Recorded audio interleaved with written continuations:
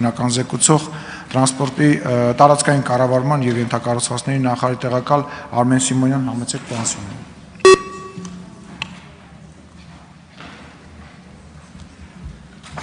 Շնորհակալություն, ազգային ժողովի մեծարգո նախագահ, հարգելի փոխնախագահներ, ավտոմոբիլային տրանսպորտի մասին օրենքով սահմանված են ներհամայնքային կանոնավոր փոխադրումների կազմակերպման պահանջները եւ պայմանները։ Նշված կարգավորումների համաձայն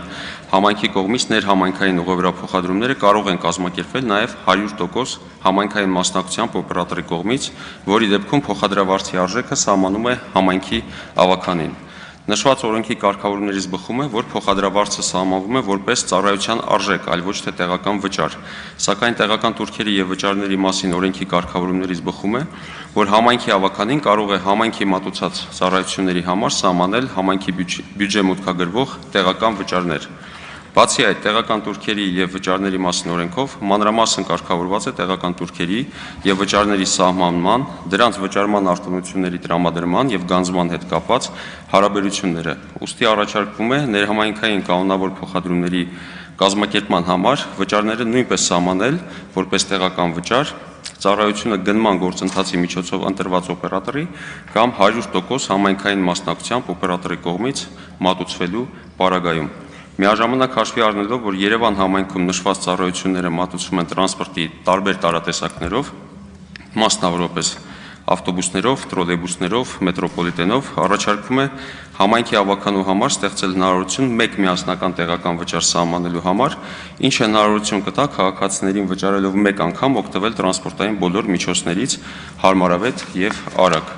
Նախագծերի փաթեթով առաջարկում է նաև սահմանել վարչական տուգանք առանց տեղական վճարի վճարման ծառայությունից օգտվող անձանց համար,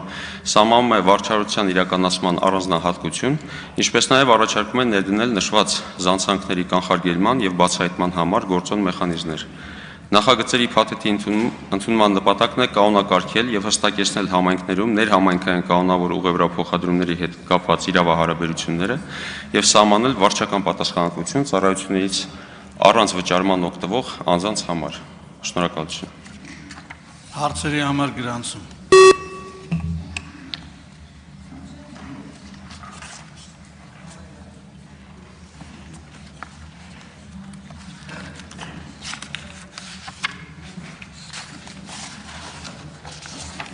Թադևոս Ավետիսյան։ Պարոն Սիմոնյան, ունես ներկայացրեցիք այդ նախագիծը վստահաբար քաղաքացիները ըստ էության չհասկացան, թե ինչի մասին էր, պարզ ասեիք էլի, Երևան քաղաքում 100 դրամից 150 դրամ եք դարձրել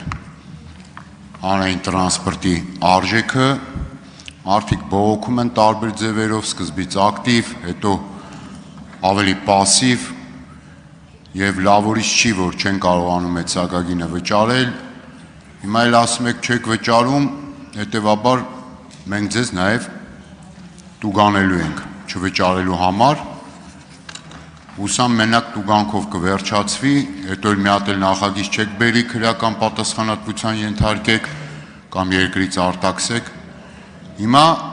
տուգանքի հարցերը հետևյալն են, տուգանքի չափը որքան է լինելու եւ երկրորդ կարևոր հարցը,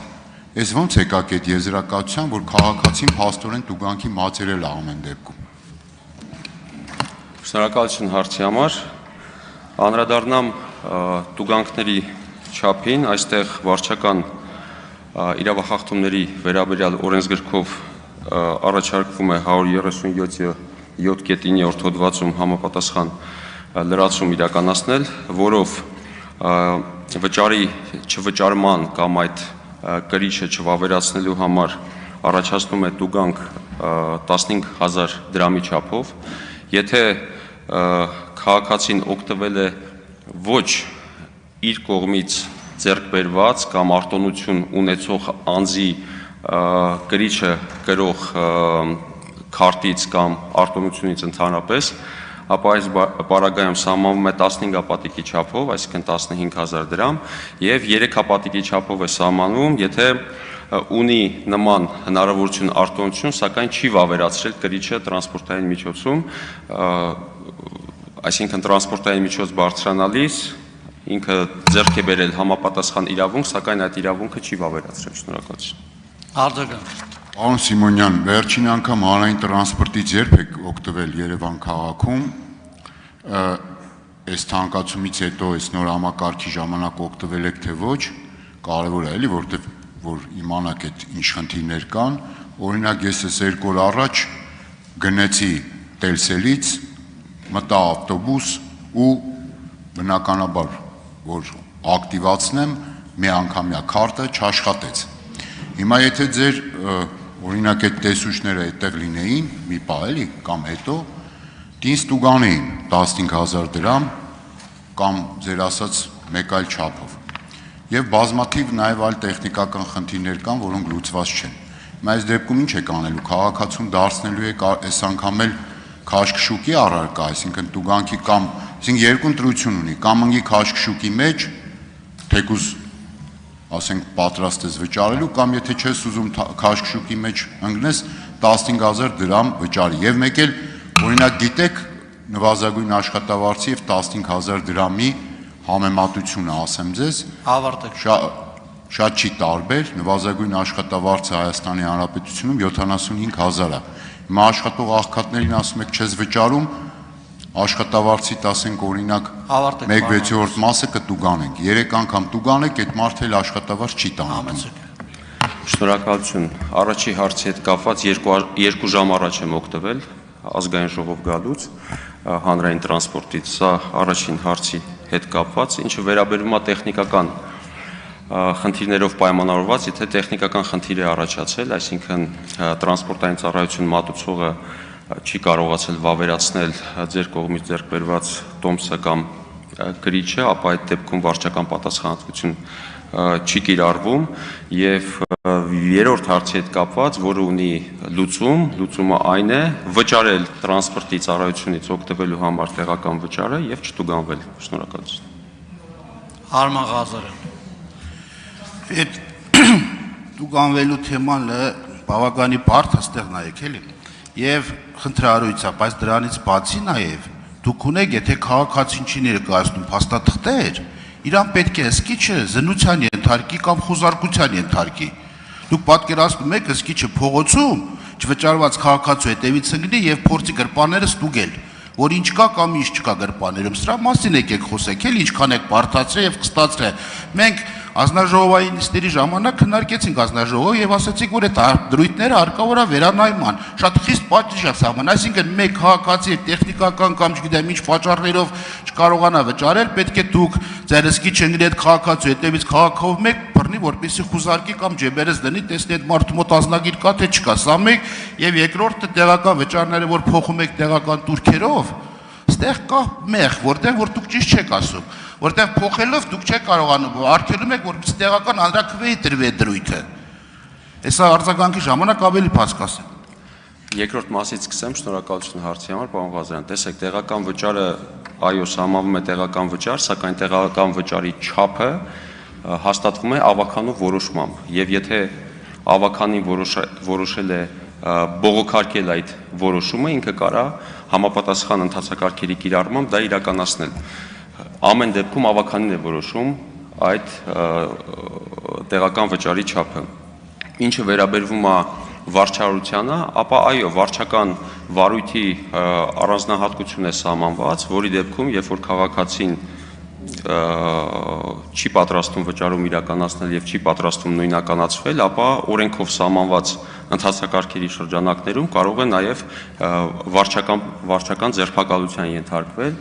եւ համապատասխան ընթացակարգերի կիրառմամբ կրել պատասխանատվություն վարչական եւ նշեմ, որ ցանկացած գործողություն, որը կիրականացվի համապատասխան մարմինների կողմից, կարող է բողոքարկվել թե վարչական վարույթի շրջանակներում, իսկ դրանից հետո էլ համապատասխանաբար դատական կարգով։ Շնորհակալություն։ Արձագանք։ Այդ բողոքարկելու ձևը լավ եք սովորել, որտեղ խախտում ունեք, ասում եք կարող եք դիմել լրատվականին կամ ճարկել օրենքով սահմանված կարգով։